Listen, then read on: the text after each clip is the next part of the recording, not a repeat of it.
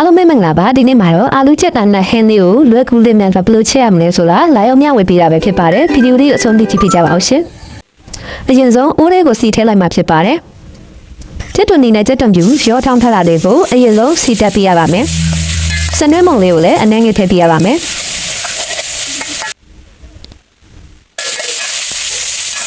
ပုတ်ကတ်မှာဆိုတဲ့အတွက်အခုလိုလေးအဆက်မပြတ်မွေးပေးနေရပါမယ်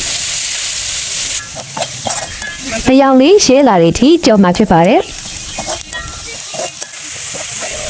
ကြက်သားကိုတော့ချင်းရဲ့စားရဲ့ငမုတ်ရဲ့ကြက်သားမုတ်ရဲ့စနွင်းရဲ့အယောင်တွေရဲ့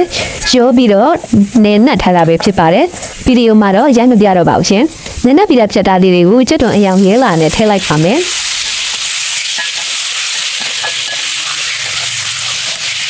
ကြက်သားလေးတွေအယောင်ပြောင်းနေထိနာနာလေးလုံးပေးရမှာပဲဖြစ်ပါတယ်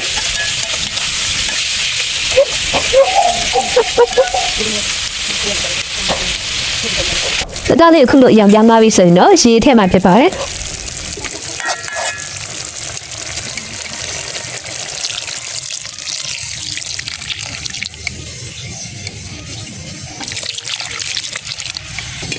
ရေထည့်ပြီးရနဲ့ဖုံးအုပ်ပြီးတော့တည်ထားလိုက်ပါမယ်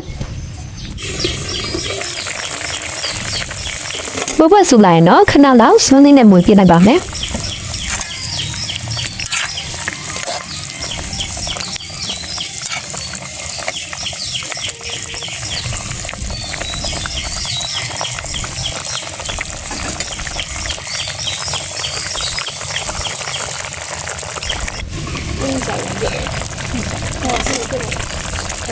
ကြက်သားလေးအခုလိုနှစ်ပွက်တုံးမပွက်လိုက်ဆိုရင်တော့လီးထားတဲ့အာလူတီတွေကိုထည့်မှာဖြစ်ပါတယ်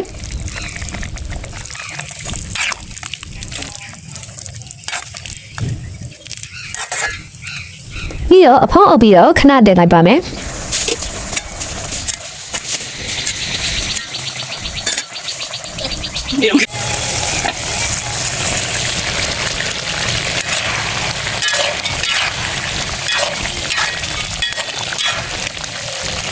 ဒါဆိုရင်တော့တဖြည်းဖြည်းနဲ့ရေလေးလည်းခန်းလာပါပြီချက်သားလေးလည်းနူးလာပါပြီ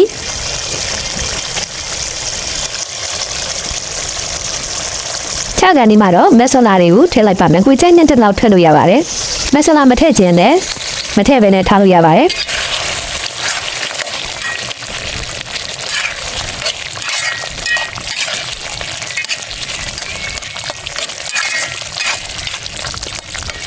ကိုကရင်းလက်စီလက်အနေထားလေးစားချင်တယ်ဆိုရင်တော့အခုလိုအနေထားလေးမှာချပြီးတော့တုံးဆောင်လို့ရပါတယ်